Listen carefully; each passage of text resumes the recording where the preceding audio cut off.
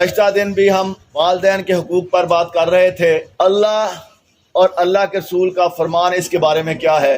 अल्लाह ताला ने कुरान पाक में फरमाया वबिल वालिदैनि एहसाना, अपने वालिदैन से एहसान करो। एहसान की वजाहत एक और जहाँ पे अल्लाह ताला ने कुरान पाक में फरमाई है, अगर तुम्हारे वालिदैन तुम्हारे मजाज के खिलाफ भी बात करें, तुम्हारे ज़हन और तुम्हारी सोच के मुतज़ाद बात करें, जो तुम्हें नागवार गुजरे, तुम फिर भी उनके सामने उफ ना करो, उफ ना करो, ज़हन में ख्याल भी बुरा ना लाओ। ये है एहसान वालिदैन के साथ, और इसका इनाम अल्लाह ताला ने कितना रखा है। वालिदैन में बाप राजी है तो अल्लाह राजी है। माँ के कदमों तले जन्नत है और उस जन्नत का दरवाजा बाप है, दोनों लाज़िम मलज़ूम है। इसी सिलसिले में बुखारी की हदीस है, हदीस नंबर है 5974। 3 लोग सफर पे निकले, रास्ते में बारिश आ गई, तूफान आ गया, उन्होंने एक पहाड़ी की गार में पनाह ली। अल्लाह का करना ऐसा हुआ, उस पहाड़ी से एक पत्थर सिरका, चट्टान से, और आके गार के मुंह आगे टिक गई।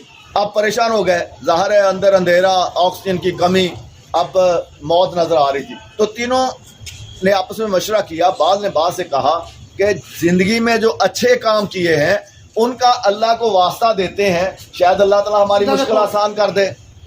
तो सबसे पहला जो शख्स जिसने अल्लाह से अपने नेक अमल का वास्ता दिया, उसने ये कहा, ऐ अल्लाह तू खूब जानता है मेरे छोटे छोटे बच्चे हैं, मेरे बूढ़े वालिदैन हैं, मैं बकरियां चराता हूँ। एक दिन बकरियां चराता हुआ मैं दूर निकल गया, और जब मैं वापस आया तो मुझे देर हो चुकी थी, और मैं घर आया, मैंने बकरियों का दूध धोया, और सबसे पहले हस्बे मामूल मैं अपने वालिदैन की खिदमत में हाजिर हुआ कि उन्हें दूध पिलाऊं।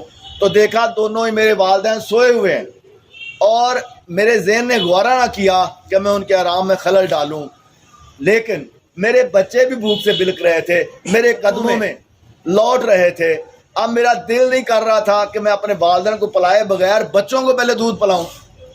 इसी कश्म वक्त गुजरता गया और रात गुजर गई, सुबह हो गई।